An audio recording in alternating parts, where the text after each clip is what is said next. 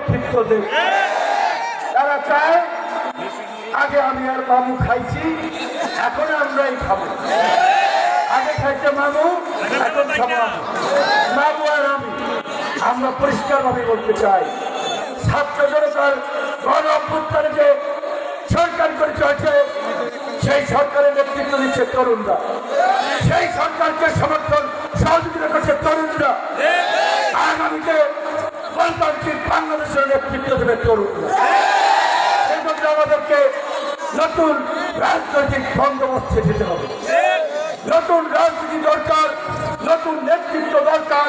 আজকে এখানে এই প্রোগ্রাম যারা আয়োজন করেছেন তাদেরকে ধন্যবাদ, কৃতজ্ঞতা জানাই। তবে আপনাদের মধ্যে শৃঙ্খলার ঘাটতি আছে, শৃঙ্খলা গড়ে তুলতে হবে নিজেদের মধ্যে। সুশৃঙ্খল না হলে কোনো কাজে সফল হওয়া যায় না। নিজেদের মধ্যে কমিটমেন্ট এবং ডেডিকেশন না থাকলে বৃহত্তর লক্ষ্য উদ্দেশ্যে পৌঁছানো যায় না।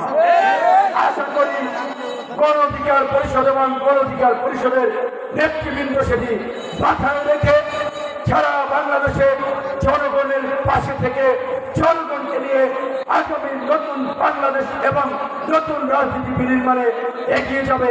সকলকে ধন্যবাদ এবং কৃতজ্ঞতা জানিয়ে আমার বক্তব্য শেষ করছি।